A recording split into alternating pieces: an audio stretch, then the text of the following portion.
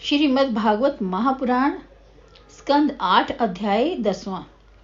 श्री सुखदेव जी कहने लगे, जब महादेव ने सुना कि भगवान ने मोहिनी रूप धार दानवों को मोह कर देवताओं को अमृत पान कराया है, तब वे दर्शन के लिए भगवान के समीप पहुंचे। तब भगवान ने महादेव का बहुत आदर किया। महादेव जी भगवान का पूजन कर हंसते हुए कहने लगे, मैंने अनेक अवतार देखे, परंतु अब तो स्त्री रूप धारण किया है, उसको देखना चाहता हूँ।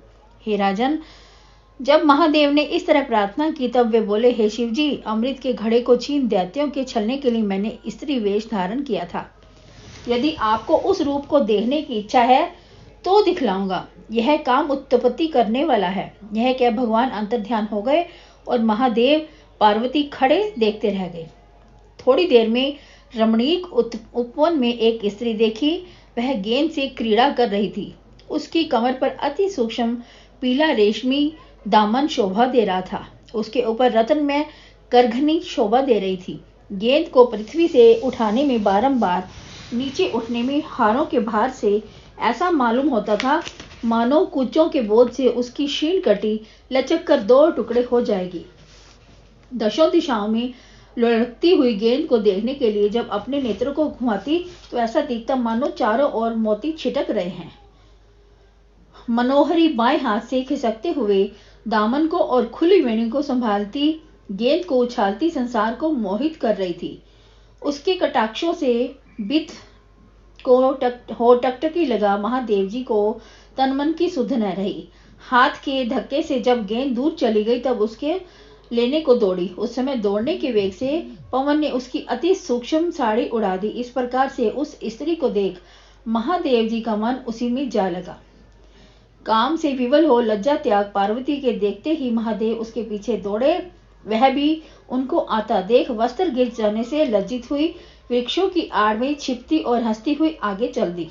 तब महादेव जी भी उसी के पीछे हो लिए। महादेव जी ने उसकी वेणी को पकड़ दोनों हाथों से खींच अपनी छाती से लगा लिया। तब पृथु नितंब वाली वह माया जैसे जैसे अपने को छुड़ाकर भागी। महादेव भी उसी के पीछे दौड़े। उस समय मालूम होता था मानो कामदेव ने आज बदला लिया है। हे राजन, जहां जहां महादेव जी का वीर्य गिरा वहीं चांदी पारा और सोने की खाने हो गई। वीर्य स्खलित होने पर महादेव जी ने अपने को जड़ हुआ देखा। तब वे उस खेल से निवृत्त हो गए। तदंतर भगवान अपने शरीर को धारण कर बोले, हे महादेव जी, बड़े ही सौभाग्य की बात है कि यद्यपि मेरे स्त्री रूप ने आपको छल लिया तथापि आप फिर आत्मनिष्ठ हो गए। आपके सिवाय ऐसा कौन है जो मेरी माया के फंदे से निकल सके। हे राजन, भगवान से सत्कार किए जाने पर शिव जी अपने गण सहित अपने स्थान को चले गए। महादेव जी प्रसन्न हो पार्वती से बोले, हे भवानी, आपने भगवान की माया को देखा। मैं भी उनकी माया में मुग्ध हो गया।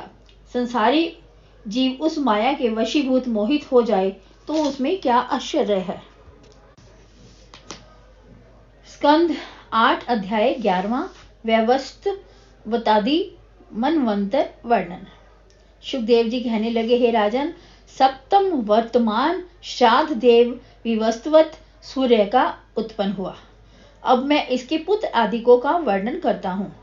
इक्ष्वाकु, नभग, धृष्ट, शर्याति, नरिष्यंति, नाभाग, दिष्ट, करूप, पृषद और वासुमान ये 10 पुत्र वैवस्वत मनु के हैं। और आदित्य, वसु, रुद्र, विश्वेदेवा, मरुदगण और अश्विनी कुमार ये इस मनु के देवता हैं। और इंद्र का नाम पुरंदर है।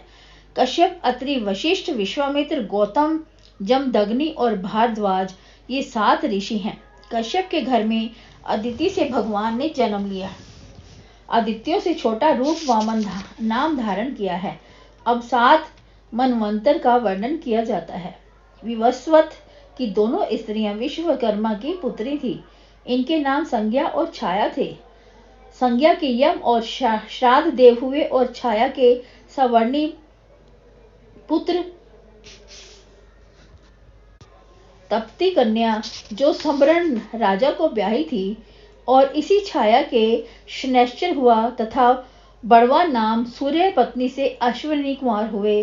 सूर्य का पुत्र 8वां सवर्णी मनु होगा और निर्मोक तथा विरजस्कादी उसके 10 पुत्र होंगे और सुतपा, विरजा तथा अमृत प्रभा देवता होंगे और विरोचन का पुत्र बलि इनका इंद्र होगा।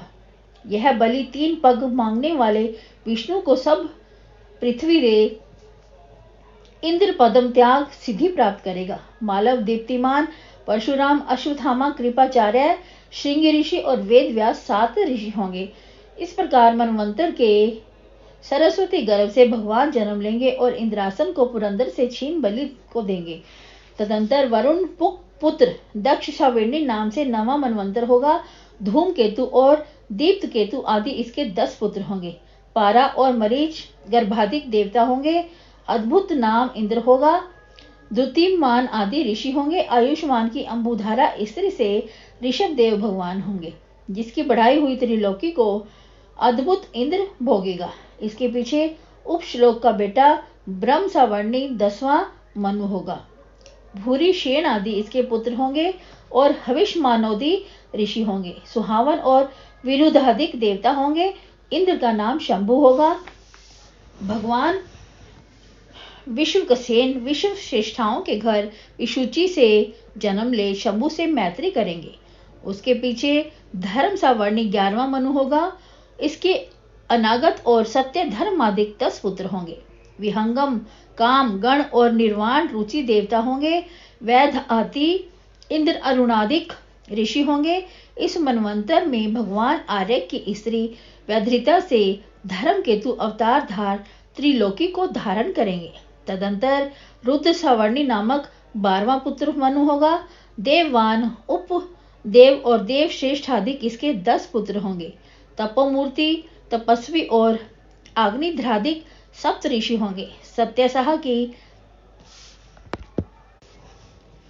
सुनीता नामनी स्त्री से भगवान सुदामा नाम अवतार धार रुद्र सवर्णी का पालन करेंगे। तदंतर देव सवर्णी नाम 13वां मनु होगा।